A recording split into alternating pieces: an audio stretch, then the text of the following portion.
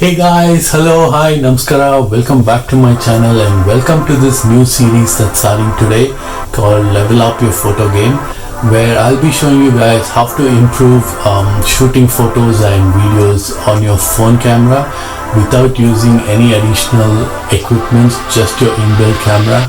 And I'll also be showing you how to edit these photos on your phone. So this video will be all about mobile photography and editing skills.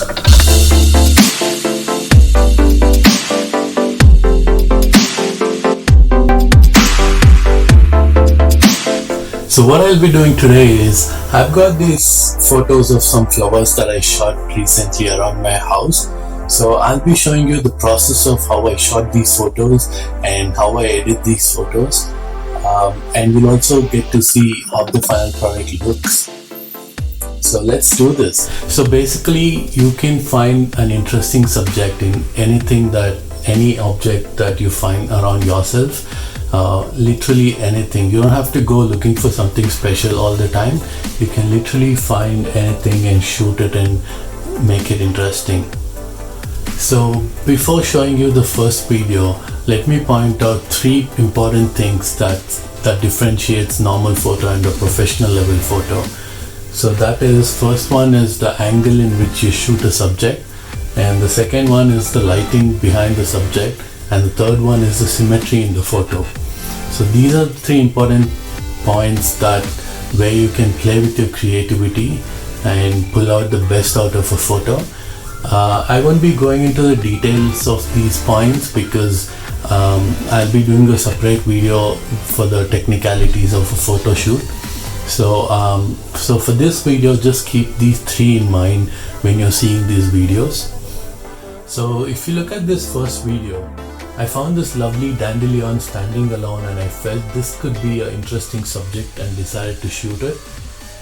So here the subject is simple. There's one flower standing tall amidst all the short grass blades. So you just focus on the subject, go for a portrait mode, and then shoot it. So once I've got this shot, which I call safe shot, then I let my creativity take charge. So I could see that the sun was setting in the background. So what I decided to do was I changed the phone camera upside down. So the camera goes to a different angle and it gives a different perspective of the photo. So and it also gives a dramatic look because there's sun setting in the background and there's this one alone dandelion in the front. So I thought it could be a great photo. So always remember, when the subject is really small, go for a close-up shot and a portrait mode so that it focuses on the subject and it gives a bigger picture.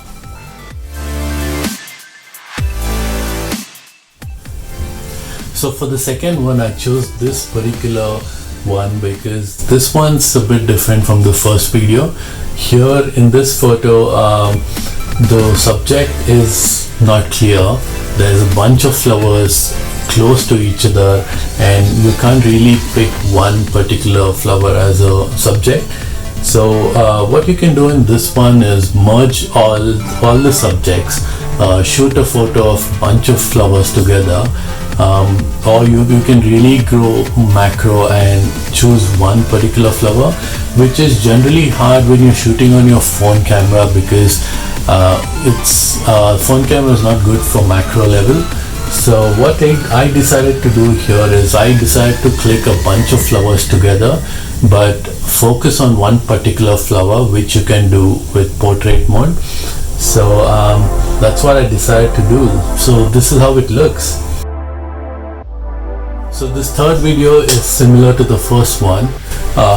You can just choose one particular stick as a subject and then shoot it. Yeah, just make sure that you align it in the center. And the way you can do it is there's an option on every phone called grid option, where you can find it if you go to the settings of the app or of the camera app. You'll find grid option. You just have to turn on and you'll find blocks of squares on your phone screen when you open the camera. so you can make sure that it's symmetrical. So yeah, that's how we do it. So I've chosen these 3 photos as the best ones for this video. So we'll see how to edit these photos. So when it comes to editing photos, I use this app called Snapseed, which is a freely available app on Android phones and iOS phones. So I believe this is one of the best editing apps available on phone, because it gives you a perfect output and it has a lot of options. Having a lot of options can be intimidating sometimes, because there are a lot of options to choose, and it is confusing to to choose what to edit. But for a basic level, you just need to know 4 options in these editing, which is brightness, contrast, saturation and sharpness. So I'll be doing a separate video in detail about these editing options, but just to get an idea for today's video, brightness is used when there's no natural lighting, which is mostly unlikely when you're shooting outside on a bright sunny day. But yeah, the basic